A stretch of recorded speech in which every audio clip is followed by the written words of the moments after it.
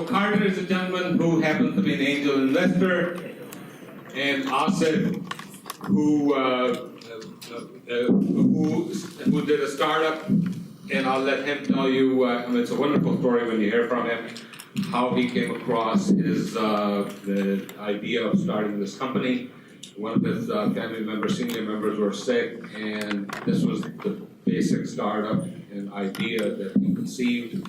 And today, he has raised $14 million. Obviously, he must have started as the small first, and as we said, started with bootstrapping, and now today I think this is his third or fourth round of raising capital. And this is one side where he is raising capital, on the other hand, the capital provider, such as Carter Kennedy, and he is the angel investor. And my very first question to both of you would be starting with the Asif, because it's an amazing story with Asif. So Asif, just in very few words, tell the audience how you started the company and how did you conceive this idea? Yeah, thanks. So nice to be here. And as part of Open Chicago, it's nice to see the community grow. So my story, I guess, I spent a lot of my time in corporate America. I spent more than a decade in GE, General Electric Company, in various businesses. My last stint was in healthcare IT business. I was a global product leader for PACS, which is radiology infrastructure, technology backend for health systems and whatnot. So that's what I was doing, and talking about how we can make information available to radiologists or physicians quickly so they can make better decisions instead of chasing each other with phones and faxes. So along the same time, my parents, they work in Pakistan. They retired, but they do some volunteer work in the middle of nowhere in interior Sindh. They're building hospitals or schools and orphanages and clean water, all that type of work. 100% volunteer. My mom gets sick and they put her on ventilators. I fly over there, and it was a chaos because my dad had this big stack of paperwork. So I was really frustrated. I was like, I commend you for what you guys are doing, but you are growing old. You live in the middle of nowhere, and you have no information organized anywhere to do anything with it. So my dad, he retired as the CEO of Pakistan Railways, very influential, very smart guy. He's like, well, you live in the most advanced country in the world, United States. You work for one of the biggest companies in the world, GE, in healthcare. Why didn't you tell me which medications you took 3 months ago? And I started scratching my head, and I'm like, wait a second, that's a good question. Nobody can answer this question, right? Why not? So that was kind of the impetus of what I realized that needed to happen. So I came back, resigned from GE, and started this company, CareMerge. And the concept is everybody is tired of chasing each other, and it's very problematic and extremely painful to really get your primary care physician to connect with your therapist and connect with the hospitalist, and the list goes on. And if we can centralize that data around the patient and centralize all the stakeholders, including the family members, and you can build different protocols. So as different people are doing their work, we can harness that intelligence and drive different protocols and notifications and workflows, among others. So that's what we do at CareMerge. Our focus is the 5% of the population that's the oldest, that's driving 40% of our healthcare expense in billions of dollars. And that's the seniors, some of the trends that Naved talked about earlier. We serve senior living facilities, nursing homes, and assisted living memory care, and connecting them with different providers. So sorry, it was not a few words, a lot of words, but that's the story. It's a very interesting story. So I was intrigued by it a few months ago when I heard you mention it the first time. So Carter, in your life, you've been an angel investor prior to joining Solo Insight. And how did you, I know that you met Farhan Masood first, and that was probably, you were looking for a startup, looking for some sort of good investment that will pay you back, just like any other investor, like looking for ROI, return on their investments. So tell us your story. How did you really hook up with Farhan, especially overseas? Yeah, so You guys hear me? I think it needs to turn his mic on. Yeah, can you, yes, there we go. I think the story is interesting. I mean, it starts with Farhan. I'll speak a little bit about Farhan because I'm so amazed by him all the time. He was discovered at age 19 for rewriting the script on the internet in Urdu and Arabic. He worked for the King of Dubai and he solved the immigration problems by creating a biometric gate for people to leave so they could capture revenue on the way out. He then entered into world-class competitions and has won 39 of them. I met him in 2013 after he'd won the MIT Business Acceleration Program. And so I'm in Crosby's up near Lakeview, and my friend called me and said, "Look, can you meet me at Crosby's? I know that in the past when you were working with Goldman and you're an options trader, you're a lover of mathematics, and you're a lover of optionality, and you're a lover of investments where there's an intelligence and there's some interesting synergies that I think you might be attracted to in this introduction." And so at the time I was working for a company that I had started called Airtight Compliance, and when Dodd-Frank came, there were massive new regulations and there were compliance issues that each and every compliance officer had to solve. So we created a compliance software to solve those problems for RIAs and hedge funds. Crowded space, difficult space, still working on it. I meet Farhan and we're in a restaurant and I have chicken in front of me, and Farhan begins to speak about this biometric device that he was working with that provided flawless identity for Pepsi, for Nestle, for Lay's. I said, wait a minute, so you're going to replace those flawed cards that can be lost and used to punch people in who are not supposed to be there? Does it work? Biometrics don't work, they're clunky. You get false positives, there's all sorts of issues with it. We began to talk, and it became apparent to me that he's one of the brightest people I've ever met. And he's also a kind human being, and he's also an entrepreneur, and he's tough as nails. So I like all those qualities. So I began to think maybe this is a good investment opportunity. So we spent about 6 months trying to figure out. I was still with my other job at Airtight, figuring out how we might work together because he's still living in Pakistan. And I finally took this to one of our top inventors and mentors, Jay Shekawat, who at the time was the CEO of Fieldglass before he had an exit with SAP. And he said, what you're currently working on, which is an intelligent pepper spray, we'll get into that, you're going to have, I know that's a $25 million business. Wow, $25 million business, and I want you to get rid of it. I don't ever want you to think about it again. Because the business that you have, taking this hardware company, with a software that's so transformational, making it into a platform, a software platform for access control, security, contractors, compliance, that's $1 billion business. So trust me, get rid of what you're working on and work on what I'm directing you to do, and I'll invest in you, and I'll guide you.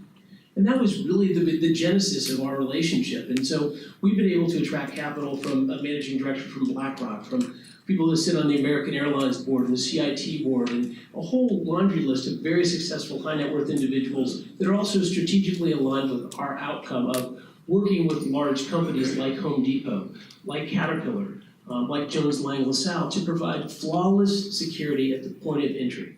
And that's one of the most powerful things you can have is who's coming into your building. And right now you don't know. So if there's a security event, you can't communicate with them and you still don't know who's inside.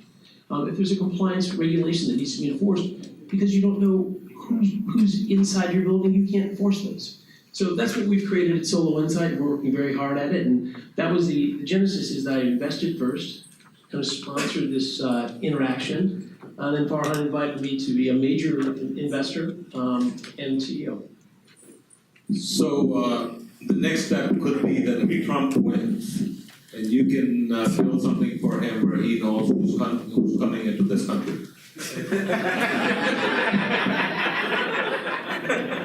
So now, was there a management team in place when you thought of investing in this company? I mean, was there a complete business plan, or was this just some very highly intelligent person you came across and you said? It's a really good question, because what had already occurred is the algorithms around recognition had been developed. So 3D facial and iris recognition were currently being used by Pepsi, Nestle, and Lay's. That was part of the attraction, that it was a mature technology in an offshore application. But the technology had been used and refined, and so that gave me a level of confidence. At the time, we had 28 customers, and we had about 18 people working for us offshore.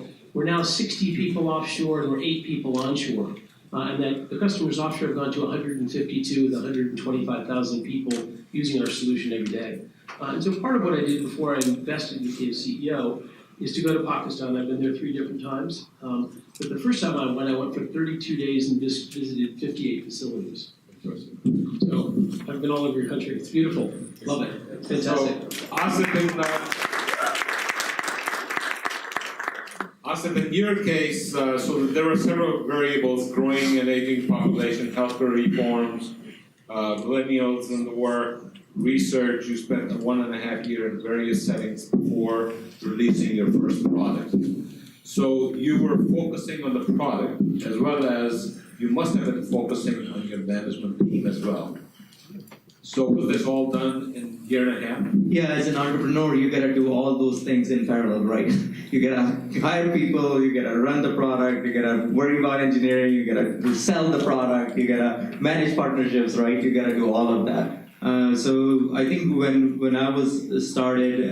started, it was just me, but then I found a co-founder, because I think a lot of people, there's a misconception, oh, I gotta do it alone, and there's no such thing as alone. I mean, this is all about working together, finding smart people and working together, because that's the only way you can be successful. If you think it's your idea and only you can, do this, it's not gonna happen, because you need a lot of different people to work together. So finding the right people has always been top of mind, I think for almost all entrepreneurs. So team building is very, very important no matter what type of business you come across, no matter what type of entrepreneurs you meet, even the scientists that when you meet, then you ask them how do they come about this product.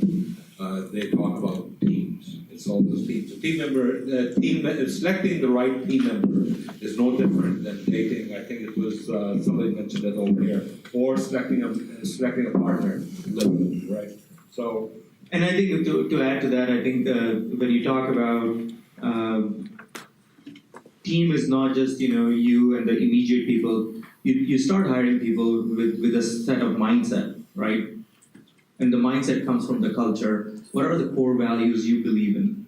Are you in for an exit? Are you in to create value? Or are you in to change the world? Or are you in to solve a problem? There are different types of entrepreneurs who have different types of, and that's what drives your core values. And I think having those core values, then you're actually looking at people like Carter and your example for Anantam. You guys partner because you connected from a core value perspective. Okay, this is a big problem. We got to solve it, and this is how we're going to do it.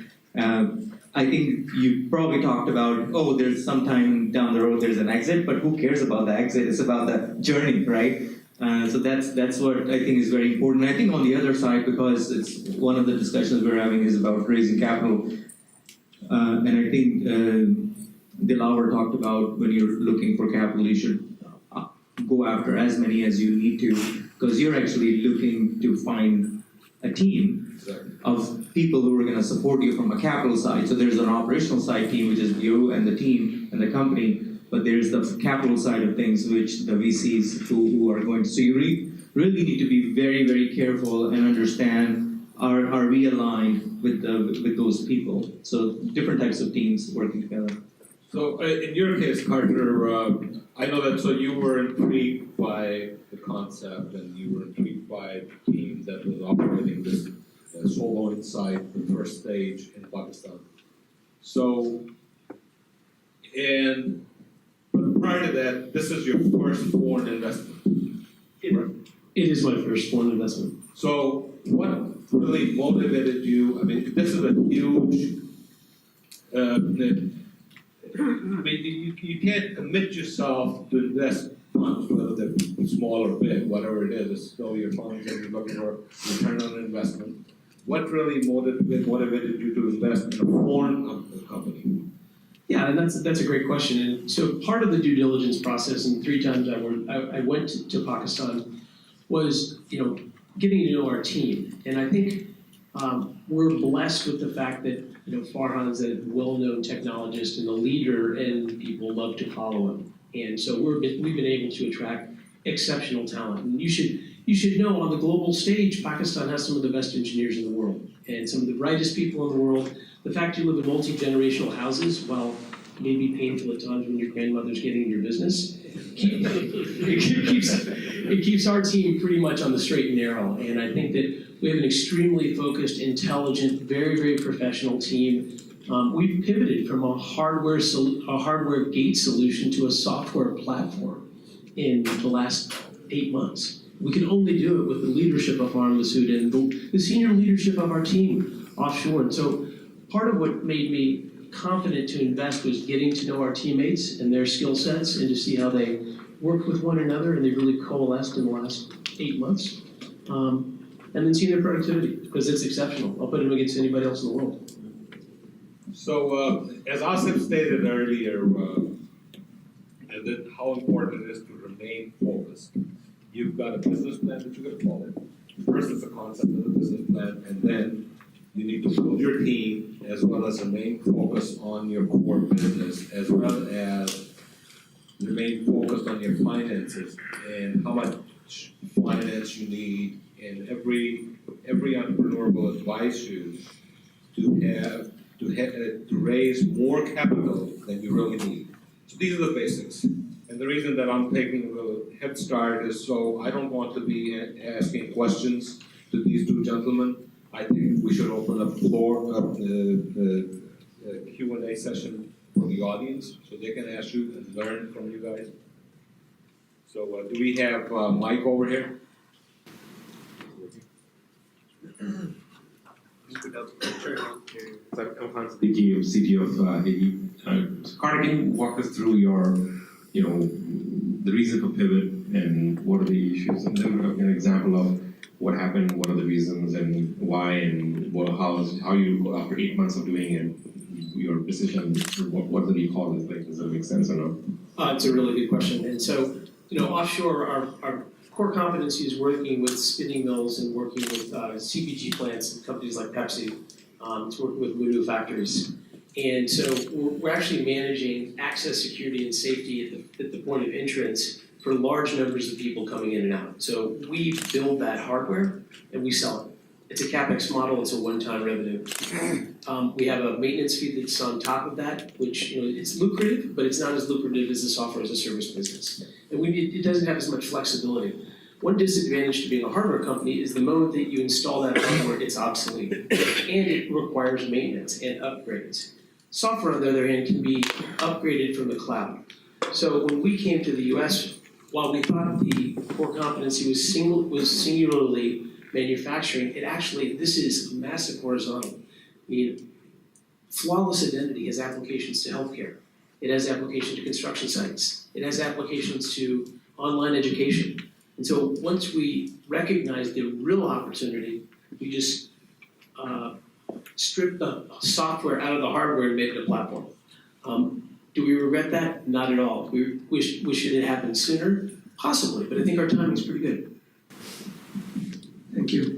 My name is Faz. I'm a co-founder of Luminous Tech and use software-defined infrastructure to migrate companies from the old legacy infrastructure. And what I'm really interested in, Carter, is your experience in this day and age and by the way, we are seeing a lot of traction in Middle East, Pakistan especially, because as a lot of the broadband subscription has increased significantly over the 2-3 years. It's just phenomenal market to work in.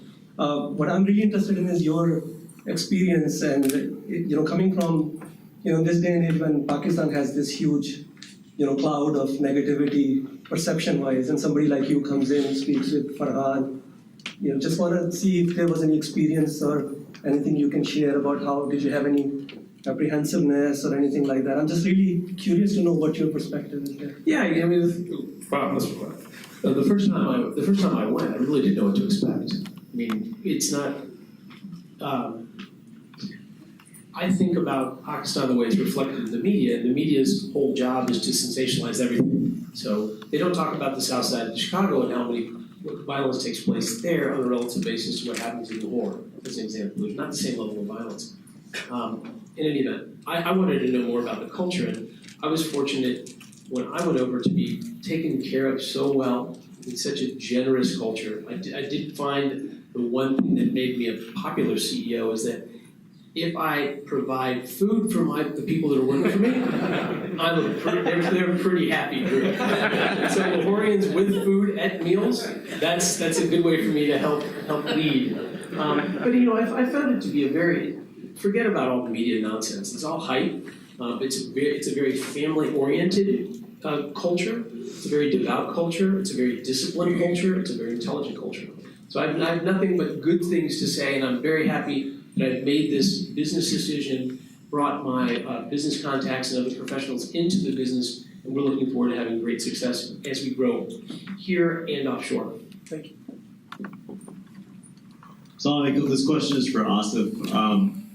You've had an incredible journey so far in terms of raising capital from a variety of sources. Can you walk us through that journey? Because I feel like you've got some non-traditional people on the cap table, so it'll be helpful. Yeah, sure.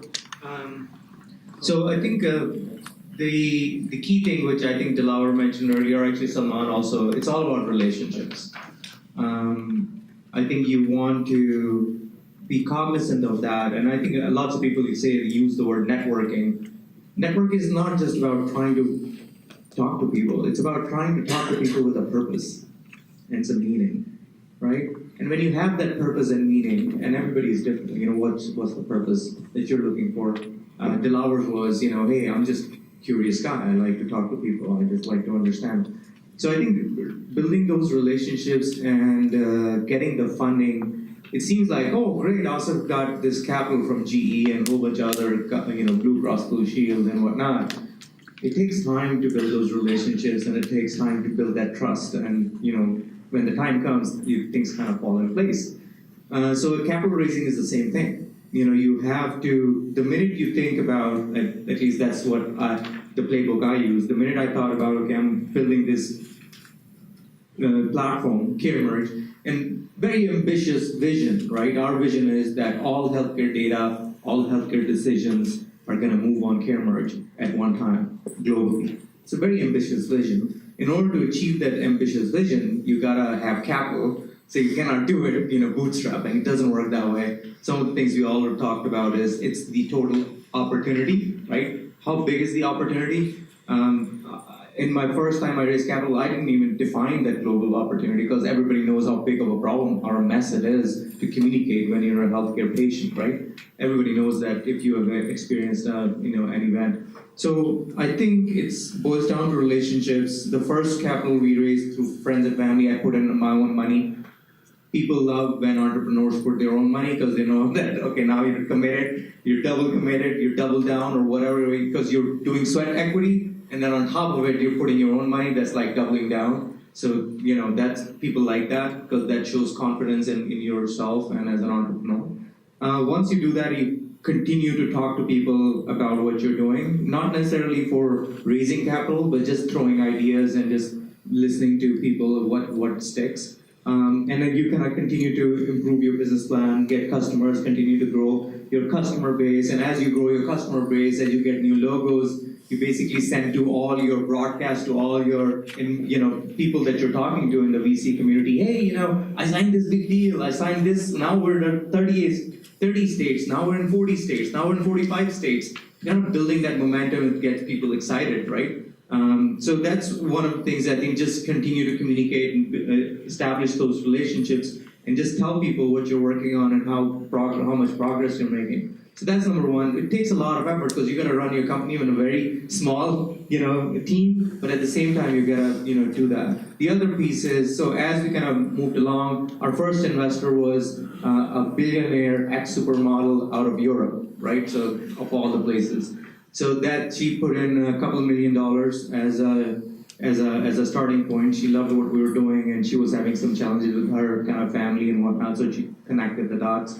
Then from there, we continue to grow the business, continue telling people how we're doing. And in our first institutional round, it was oversubscribed. So we raised $4 million, but we had at least 7-8 different VCs who wanted to come in, and each VC, they usually write checks for $3 to $4 million themselves. So, trying to get them squished in into $4 million was a very interesting experience. So we had GE, we had Blue Cross Blue Shield in the form of Cambia Health, we had Ziegler, which is a Chicago-based investment bank for senior living facilities. We had Formation Capital, which is also healthcare assets. They have all these healthcare buildings. And then we have Arsenal, which is a organization that works very closely with Department of Defense. So Veterans Affairs, they fit into the Department of Defense. So those were the 5 investors that got into this very, very small round. So I call this a strategic round, and that's something you always have to, if you're raising capital, you got to think about, do you want strategic investors or do you want pure VC investors? It depends. If you want to build a global healthcare company where all healthcare data moves, we need to have companies like GE, right? That is in every single hospital system one way or another. So we got that. We want to understand who is taking the risk. So that's Cambia in the form of Blue Cross Blue Shield. So you've got those people. Who owns all the healthcare assets, right?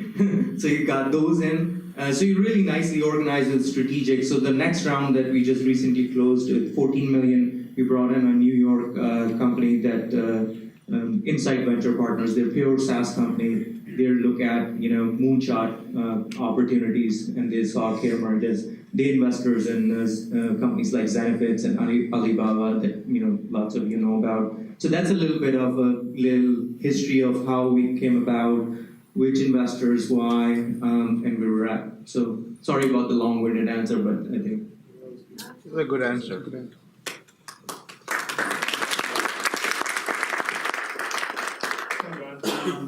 Quick question, either of you can answer.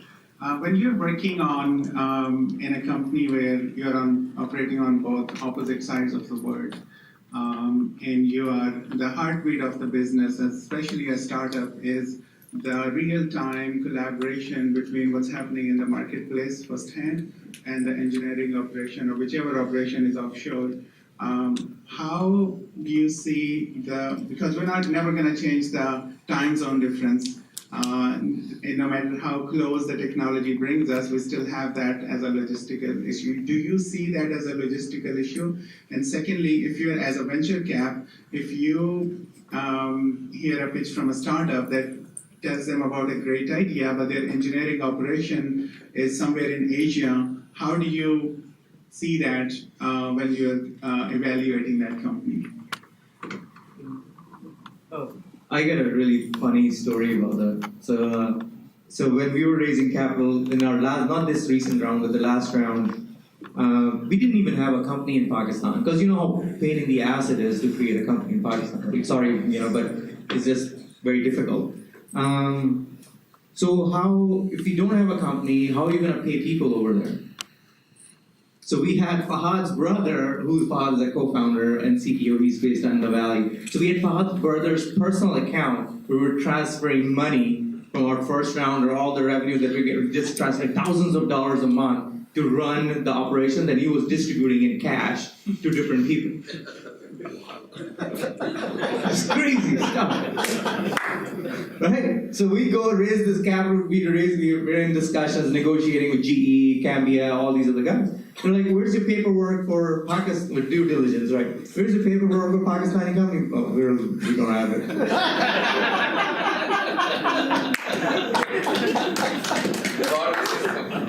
So I guess the moral of the story is, if you're kicking ass and you have a product that's selling and it's solid and you seem to have, they did background checks on it just like any other VC would, and everything comes clean, and they're like, yeah, it's a little risky. They spent, I think, more money on, they did spend quite a bit of money on their law firm, and we were on a lot of calls with 5 different international lawyers trying to ask these questions, and we had to hire a lawyer in Pakistan who's communicating how things work over there. But at the end of the day, if your product is working and it's selling and you're making money, and people are like, okay, we can deal with that risk, it's okay. So I think that if your product is working well, people take that risk all day long, and over here it's just a sitting example, right?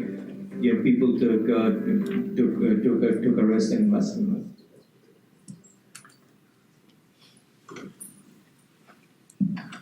Hi, thanks so much for coming out. Just want to ask a quick question. So I'm a co-founder of a software startup myself. I run Busy, which is a sales tool.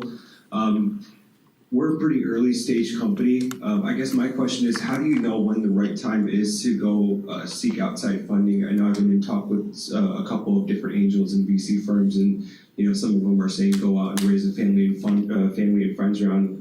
We don't want to take that approach. But so when is it, from a technology aspect as well as a business aspect, when's the right time to go out and raise? I know, Carter, you've done it in quite small time frame. Could you sort of explain that a little bit?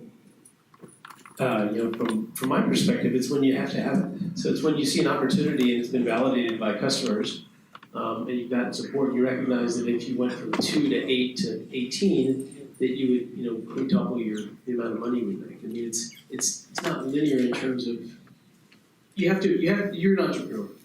You're willing to take risk. You're willing to get your nose bloody. Okay, that's the starting point.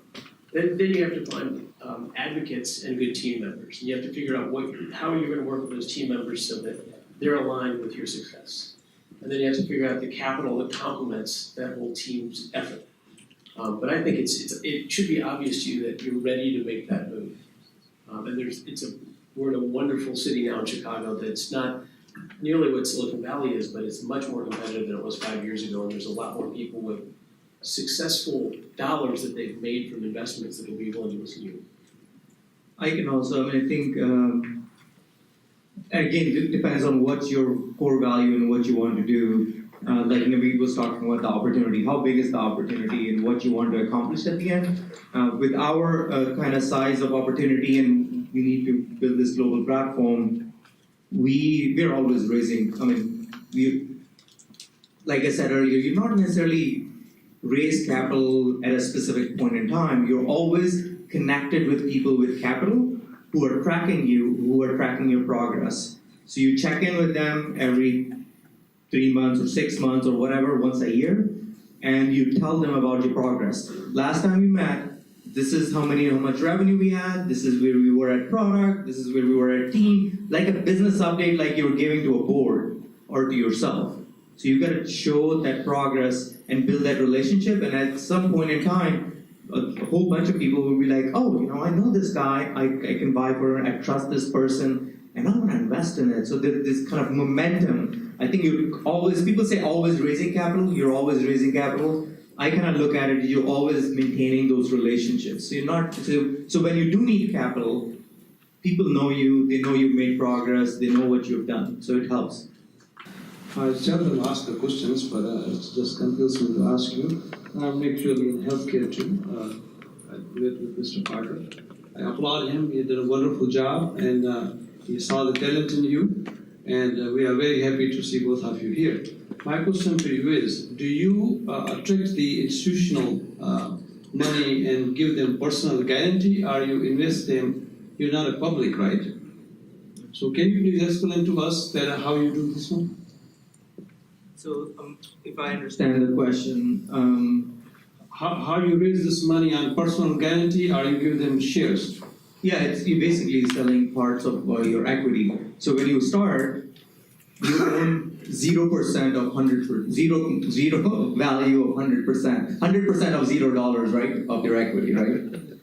You own 100% of nothing. But as you grow the company, your pie grows. So maybe it's $100,000 worth, 500,000, million, 2, 5, 10, and when you get those investors in, you have to give them shares. So that's the equity. So how do you negotiate with them on how much equity? It depends on the valuation. What's the valuation? If something is worth $100 million and you want 10% of it, then you give me 10 million, right? Some simple math. So things like that. So, hi Asif. If I may ask you a question.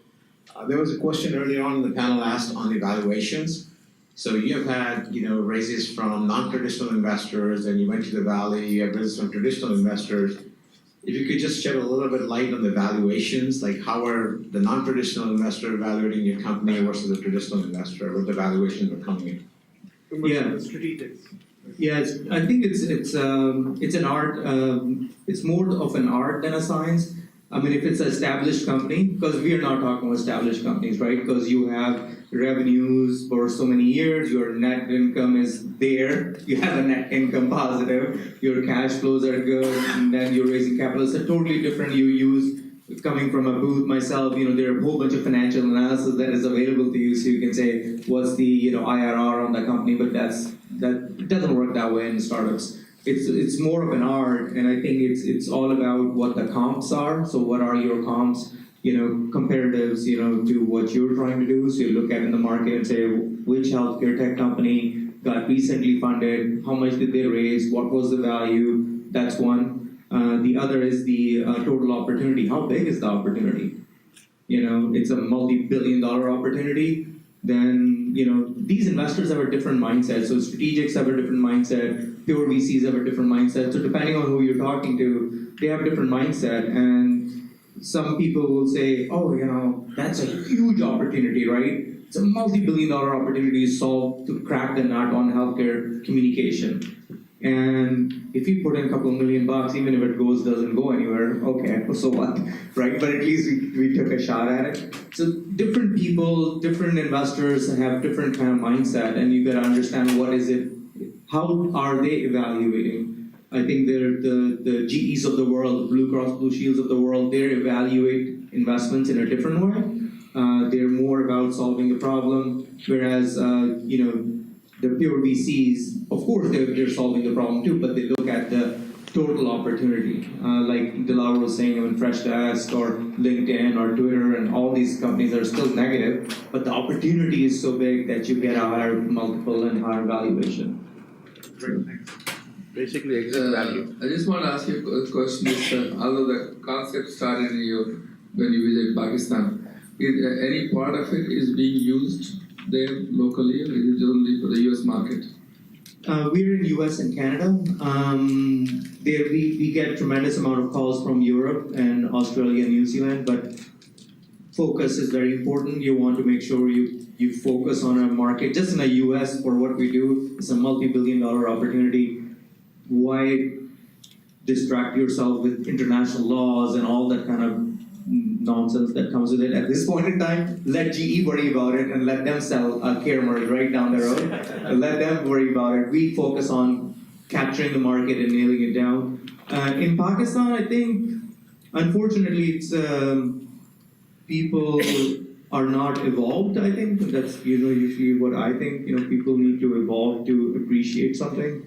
And that's one of the, I think, biggest hurdles in technology, from within Pakistan, I think, is just the newer generation is definitely evolved, but the rest of the, I think, country, a lot of literacy, and I commend to the people at the foundation, the people who are helping with kids' education. That's amazing. That's what we really need to do. But we haven't really focused on it because people don't understand what we do, and it'll be great to talk to the Aga Khan folks because I think there's some opportunity there. I think it's a great question for Carter also to answer. Since the startup was in Pakistan and is your concept, Solo Inside, it started in Pakistan. Is it still working in Pakistan? How is it doing in Pakistan? When I invested, we had a small number of customers and a small number of programmers, but we had beautiful technology that had been tried and tested. And the business in Pakistan has expanded rapidly. We're now in 14 Pepsi bottling plants.